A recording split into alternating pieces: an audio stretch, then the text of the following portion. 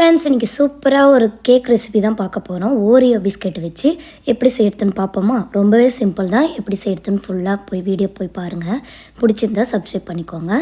First ஒரு பாத்திரத்தில் Oreo biscuit ஃபுல்லாகவே எடுத்துக்கோங்க.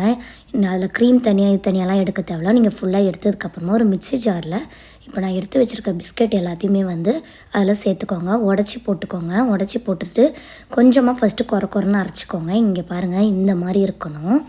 உடச்சி போட்டிங்கன்னா தான் நல்லா மிக்சியில் அரைக்கும், இல்லைன்னா முழுசாக இருக்கும். ஃபுல்லாகவே நல்லா இதை அரைச்சி எடுத்துக்கோங்க. இங்கே பாருங்கள், நான் இந்த மாதிரி அரைச்சி எடுத்துருக்கேன். எடுத்ததுக்கப்புறமா 2 டீஸ்பூன் அளவுக்கு சர்க்கரை பவுட்ரு பண்ணி வச்சுருக்கேன். அதையும் இது கூட சேர்த்துருக்கேன். 1 டீஸ்பூன் அளவுக்கு பேக்கிங் சோடா சேர்த்துக்கோங்க. சேர்த்துட்டு கொஞ்சமாக பால் ஃபஸ்ட்டு சேர்த்துட்டு நல்லா கலந்துக்கோங்க. கலந்ததுக்கப்புறமா இன்னும் கொஞ்சம் அரை கிளாஸ் அளவுக்கு இன்னும் கொஞ்சமாக பால் சேர்த்துக்கோங்க. சேர்த்துட்டு இது நல்லா கலந்துக்கோங்க. கட்டி இல்லாமல் கலந்துட்டு இங்கே பாருங்கள், இந்த மாதிரி இருக்கணும்.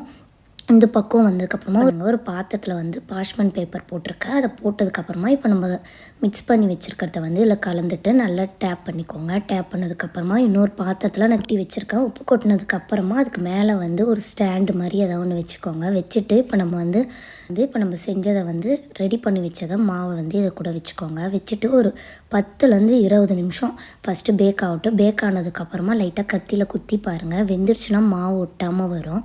இப்போ நான் கேக் உங்களுக்கு எடுத்து காட்டுறேன் பாருங்கள். ஆறுனதுக்கப்புறமா எடுங்க.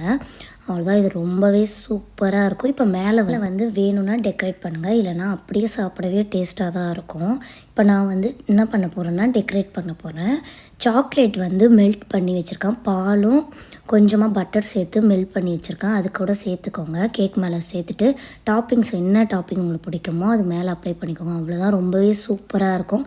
ட்ரை பண்ணி பாருங்கள். இந்த வீடியோ பிடிச்சிருந்தா லைக் பண்ணுங்கள், ஷேர் பண்ணுங்கள், கமெண்ட் பண்ணுங்கள். ஆர்த்தி சமையலுக்கு சப்ஸ்கிரைப் பண்ணுங்கள். தேங்க்யூ.